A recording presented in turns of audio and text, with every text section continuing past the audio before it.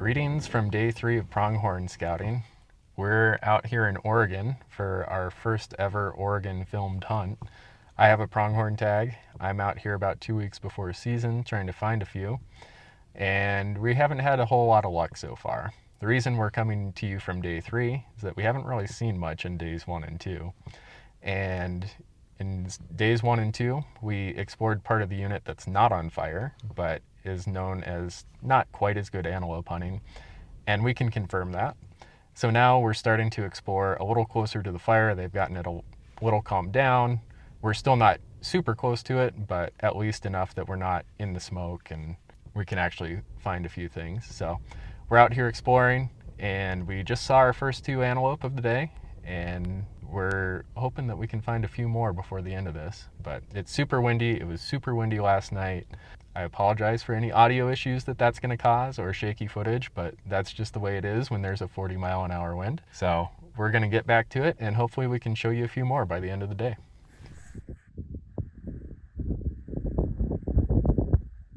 All right, well, here we are at the end of day 3 of scouting. We've seen a grand total of 7 pronghorn, which is not as many as I thought we were going to see, but that's fine. The whole point of this was to figure out the logistics of the unit and find spots. Hopefully you find one where they are, but if you can eliminate spots where they aren't, that also helps a lot during the hunt itself. My hunt is 2 weeks from now. There's going to be some pressure that moves things around. There's currently a fire burning on the west side of the unit, which is where I would prefer to be hunting, but that's really changed what we can actually go scout and go do.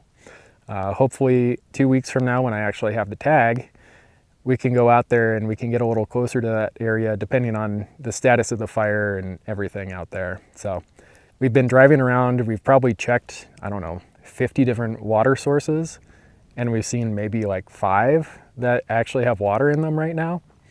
So it's a little drier than I thought it was going to be. Looking on the map, it looked like there were springs and tanks and water sources just everywhere out here, but a lot of them don't have water in them.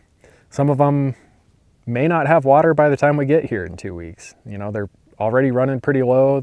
The one right next to it was dry. We'll have to play it by ear.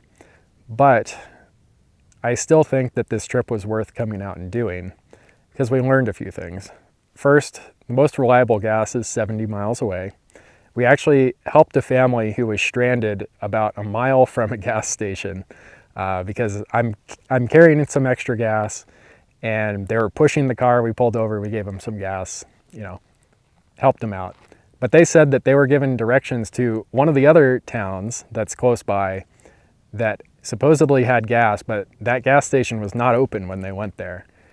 And so learning kind of those ins and outs is really useful, and that's kind of hard to do online sometimes. Second, just figuring out the lay of the land, trying to figure out where we're going to camp. Scott Jones is bringing his great trailer. We're going to sleep in that. It's going to be awesome. We're currently sleeping in a tent for the scouting trip, and it gets real dusty in there. The wind has been blowing. Everything in the tent is covered with a layer of dust by the time we get back in the evenings. It'll be nice to be in Scott's camper for sure, but that requires a little more planning than just Lillian and I plopping a tent down in a little campsite or somewhere like that. So there's a lot that we've been doing. Even though we haven't been seeing animals, we've been eliminating big parts of the unit that we probably don't want to focus on. We've been finding things that will help us be more efficient in the hunt, and we're having a good time. Hunting doesn't always need to be focused on killing a big animal. Like, go out there and enjoy it sometimes. And so we've really enjoyed getting out here and doing this in a lower pressure situation. For me especially, I'm not a huge fan of being on camera, and so I feel a lot of pressure when the cameras are on. And it's nice to be out here doing this and film a few things here and there, but not always have a camera on me. So we're gonna get back to it. Light's fading. We're probably half an hour, 45 minutes from camp. We're gonna get back to camp, make some dinner. We'll check back in, and hopefully I've got a few more animals to show you guys coming up.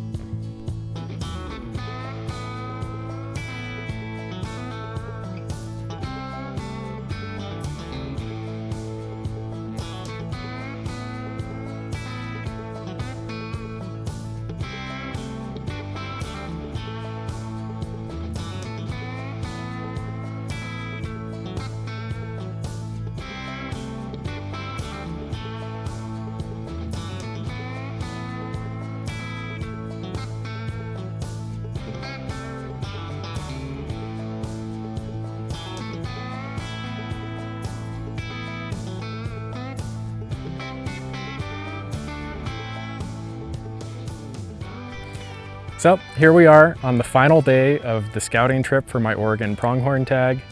I think it was a success. We saw some groups of does, we saw some single bucks, we eliminated some areas that had no water and no sign of animals, and I think that that gives us a really solid plan for the hunt itself. Now we're gonna head back to Portland. We're gonna stop and get a milkshake along the way, and I'm gonna be back here in 2 weeks, and hopefully we're gonna find something real nice. Got the milkshake, stopping to get gas, then we're heading home. Thanks for watching.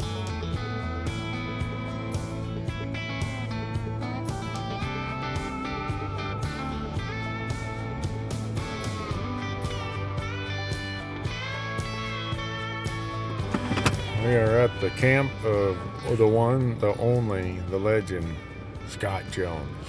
Not everybody is lucky enough to camp with Scott Jones. But we are today. Here we are. He's probably in there taking a nap with his air conditioner running. We made it. Despite my detour at the wrong campsite, we did make it. So.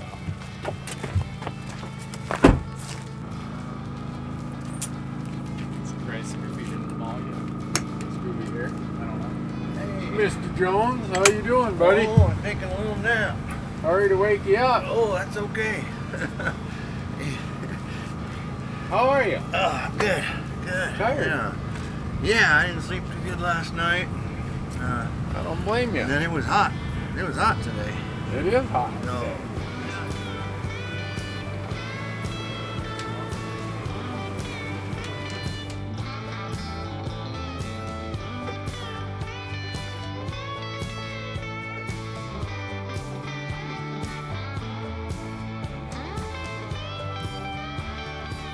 Well, Matthew, what's the story?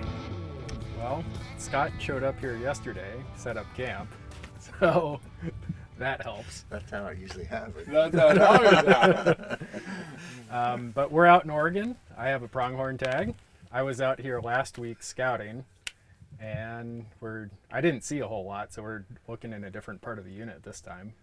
Yeah, but that's the benefit of not seeing anything. We can cross off all that country over there that you didn't see anything with. I mean, you always want to see one that you want to go chase, but if you can cross off a bunch of ground to eliminate during the hunt, that also works. Well, here's the deal, Scott. You know that if I spot it, he's not going to go after it, right? That's how that usually happens. That's how it always happens. In Nevada, well, we saw all kinds of big bucks, and he wouldn't go until he spotted it. So I'm not even going to look around today. You guys ready? Yeah. All right, I got to let some air out of my tires. Oh, Okay. I got 40 pounds. I'm going to drop it down to like 24. I highly recommend that. I got an air compressor right there. I do too. We got 3 air compressors. If we can't make it work, well, we'll drive around and I'll drive home on 20 pounds of air.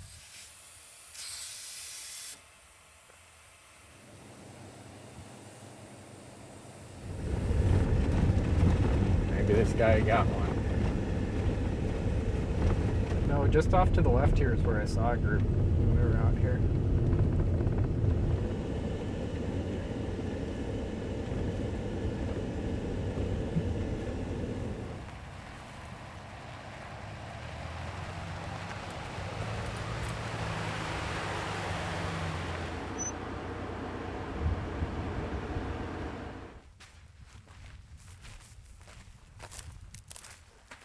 Down to our left, it says. Yeah, I'm pretty sure this group of taller brush over here is the water hole.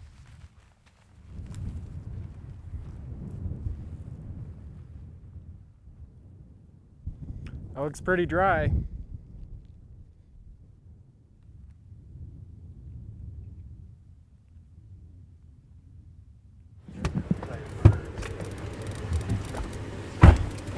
Nothing there.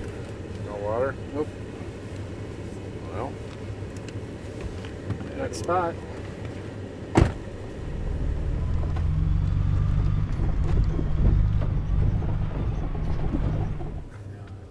it looks like a path.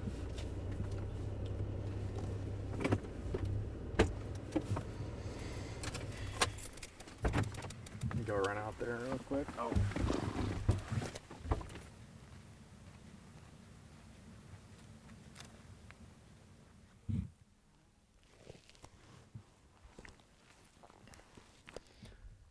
Well, I wouldn't say it's full of water, but it's at least a little more damp than the last one.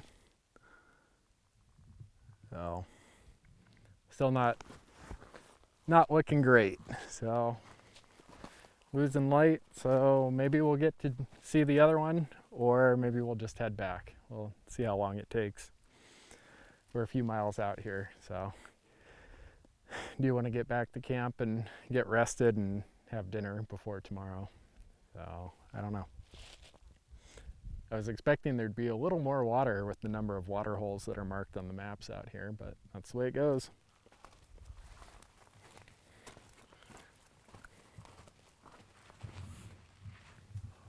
Well, what should I do with this spot? I don't know, what color do we make slightly damp mud? White. We show those as dead. A real light blue. Yeah, there was no water in there. Yeah. Well, given the fact that there hasn't been a track for the last 20 miles, I was kind of counting on that being the case. Yeah, well,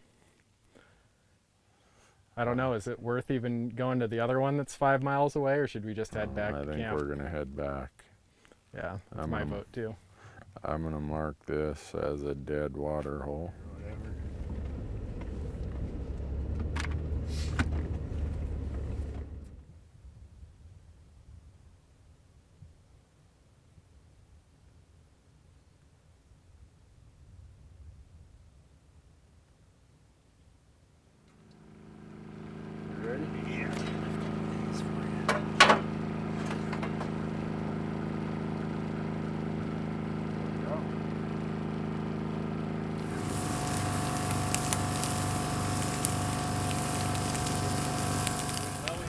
You guys want to eat inside?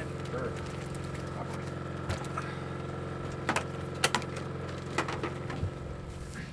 Did we thank Lynette Jones for this camper?